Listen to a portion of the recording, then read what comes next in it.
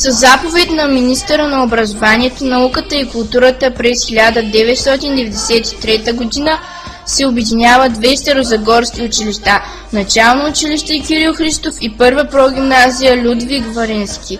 Сбъдва се дългогодишното желание на ръководството на първа прогимназия в сградата и да се настанят и малките ученици от 1 до 4 клас. Учителите от Начално училище Кирил Христов също са доволни, защото сградата на улица Августа Траяна номер 44 е по-нова и дава по-добри възможности за прием на повече ученици. Всяко ново начало е трудно, но когато промяната се ръководи от млад и енергичен човек, като госпожа Невена Нойкова, пръв директор на вече основното училище, изпитанията лесно се преодоляват. Източното крило на сградата, където доскоро се е помещавал филиалът на Техническия университет, не е напълно преустроено и се налага до средата на първия учебен срок учениците от начална степен да учат в старите класни стаи на улица Раковски.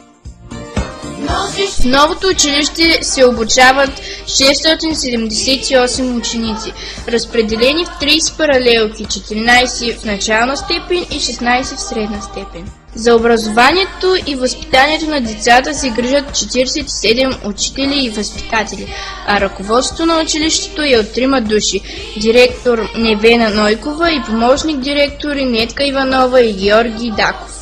На 22 март 1994 година за първи път се чества патронния празник на Обединеното училище, което приема името на поета и писателя Кирил Христов, име носено с чест от Началното училище още от 1938 година.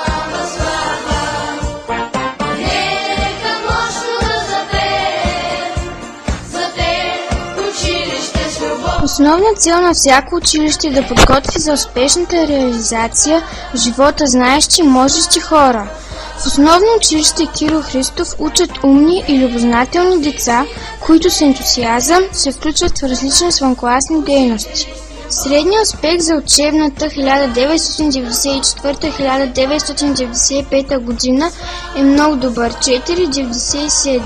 Показателите на добрата подготовка в това училище са и високите резултати от олимпиадите по математика и български език, както и отличното представяне на много ученици в състезанието математическа дъга. Най-богати и разнообразни са изявите на специализираните паралелки по изобразително изкуство и музика. През 1995 година учениците от 2 и 6 клас участват със свои картини в националната изложба «Учителят и детето. Света на изобразителното изкуство». Техни живописни и графични творби се показват и в София, и в град Самара, Русия, по време на тържествата за 3 март. За изключителни постижения в областта на изобразителното изкуство учителите Христина Бюлейкова и Ленко Енчев са наградени с грамоти. Училищният хор участва във всички тържества на училището, в градски концерти и радиопредавания на живо. Учителите Иван Поров и Начо Влайков поставят традицията на възстановяването на хубавите народни обичаи, коледуване и лазаруване. Спортните усилия също са резултатни и през 1996 година отборът по футбол печели първо място в общинските ученически игри.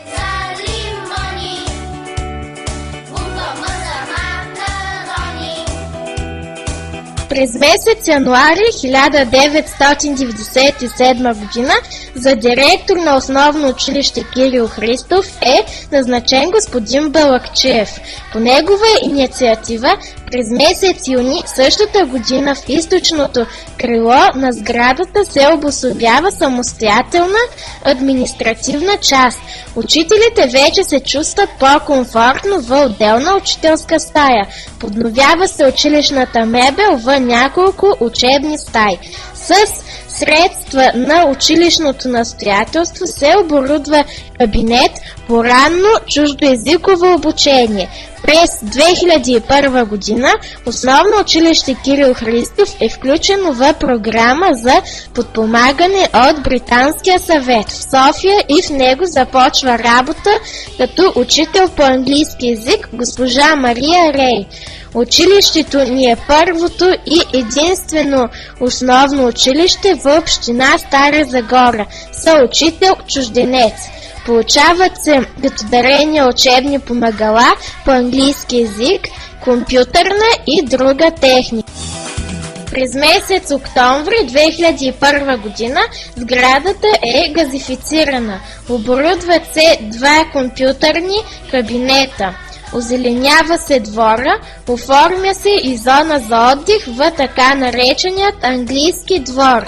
С въвеждането на целодневно обучение в начална степен и прием на ученици от 5 клас в ПМГ Гео Милев става невъзможно да се осигури качествено обучение в сграда на повече от 1400 ученици.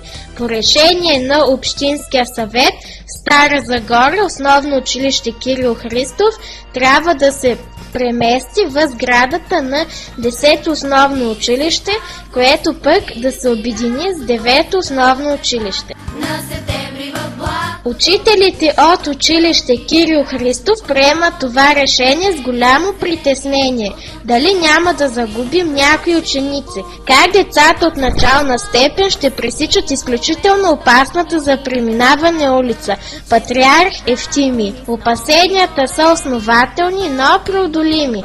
И през лятото на 2012 година започва сериозен ремонт в сградата, строена още през 1967 година.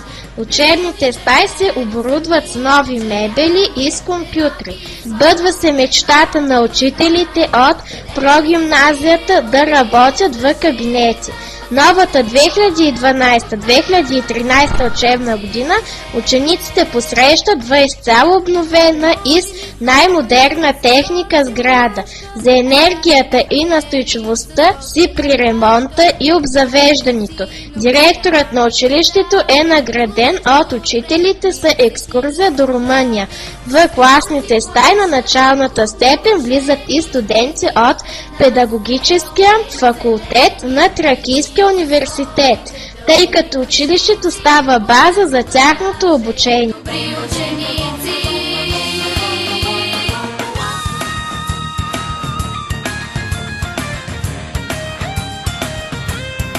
Всяка учебна година започва с празнично тържество и с много музика, стихове и вълнения. Особено емоционален е този ден за първокласниците и за това учителите, които ще преподават в първи клас, подготвят с голяма фантазия първата им среща с училището. На 15 септември 2010 година тогавашния първи А клас класен ръководител Елена Начева се превръща в екипаж за далечно плаване в морето на знанието. А то е пълно с вълшебства и примамливи острови на математиката, на български език и на другите учебни предмети в първи клас. Класната ръководителка на първи В клас Светелина Бойчева се запознава с децата в Зелена гора от балон. По атрактивен и занимателен начин протича първият учебен час при всички учители, поели отговорната задача да поведат децата по трудният път към знанието. На 5 октомври, денят на Стара Загора, и 24 май, денят на българската просвета и култура, представителни групи ученици се включват в общоградските шествия. По-малките се обличат като приказни герои, деца в национални костюми показват силата на традицията. Спортисти гордо издигат купите, спечелени с упорит труд и постоянство. Всяка година в навечерието на Коледа в кабинета по музика се провежда коледно тържество, а коледарска група, ръководена от господин Поров, е желан и чакан гост в областната управа, в общината, в митрополията, в фирми и частни домове. Най-старателно подготвен е патронния празник 22 март. Изборът на датата не е случайен. Началото на пролетта, сезонът на който Кирил Христов посвещава възторжени и вълнуващи стихове. Хей, пролет иде, дигат се мъглите, къде ги вихри влачат, дявол знае, дърят се ризите на планините. Хей, пролет иде в нашия роден край. С 10 годишния юбилей от обединението на начално училище Кирил Христов и първа прогимназия 2003 година се организират 10 инициативи. вечер на българския фолклор, изработване родословно дърво на училището, изложба за поета Кирил Христов, литературен конкурс, юбилеен брой на вестник, 4-то основно училище Прес, празник на европейските езици, ден на математиката, концерт, музикална продукция на ученици от специализираните паралелки по музика, литературна вечер за Кирил Христов с личното присъствие на внучката на поета Невена Христова и литературния критик професор Стоян Каролев и, разбира се, тържествен концерт. През 2006 година, когато се навършват 110 години от създаването на училището при разсадната градина, чието наследник е основно училище Кирил Христов, се издава книга за историята на училището и се заснема филм за поета, певец на своя живот. Първият документален филм «Дело на ученик». Ново голямо предизвикателство за учители и ученици е честването на 135 годишната от рождението на Кирил Христов и 66 годишната от неговата кончина. На 4 ноември 2010 година в залата на драматичния театър Гео Милев родители и ученици научават интересни факти от житейския път и творчество на Кирил Христов от презентацията «Догосване до поета», направена от учителя по история Мариана Тодорова.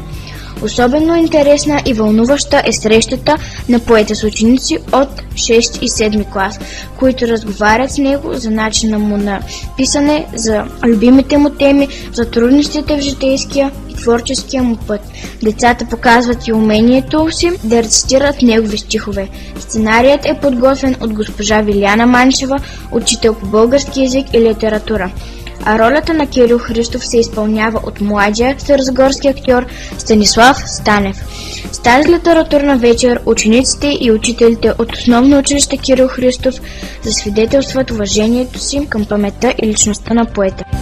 Аз смятам, че този човек заслужава тази вечер на припомнение и възпоменание на неговата памет и неговото творчество.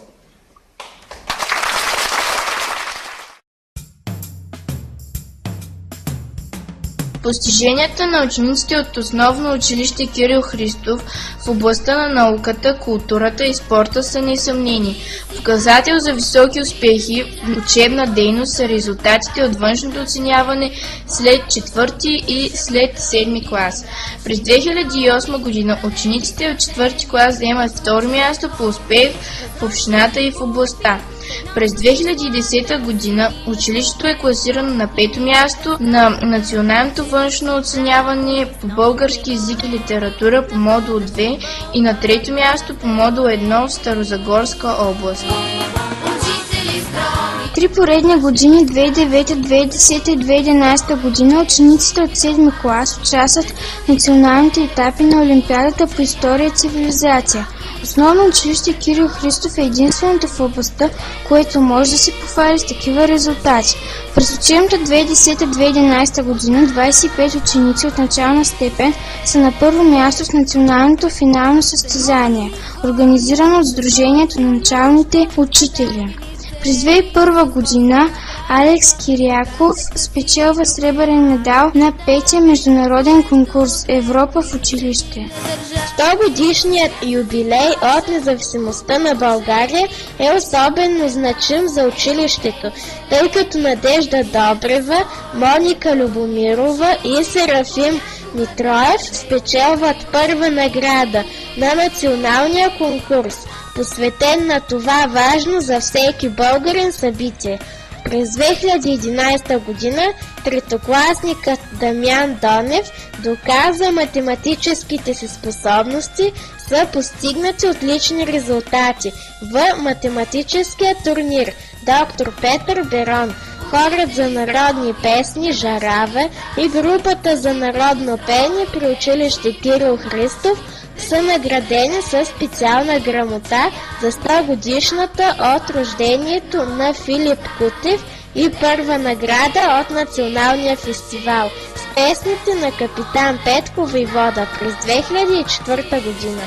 Училищният хор Кирил Христов има няколко първи места и специални награди в конкурсите Жълт банан, Вашият шанс е песента, Не на дрогата и Топчето пукна. Няма литературен или художествен конкурс, на който наши деца да не са показали способностите си на поети, писатели или художници. През 2007 година Любица Берова и Надежда Добрева спечелват първи награди в националния конкурс "Ние и Слънцето", а Жулиета Стоева е на първо място в конкурса "Свети Трифон Зарезан". Изключителни са постиженията в областта на спорта и особено по волейбол и бадминтон. Отбора по волейбол момичета завоюва първо място в общинските ученически игри през 2007, 2008, 2009, 2011 и 2012 година. Отбора по бадминтон е носител на голямата награда на община Стара Загора за високи спортни постижения ИКАР за 2005 година. През 2013 година училищният отбор по футбол заслужено се класира на 7 място в България.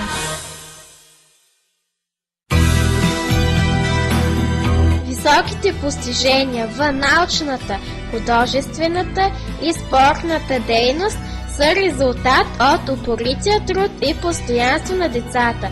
Голяма заслуга за техните успехи имат и учителите.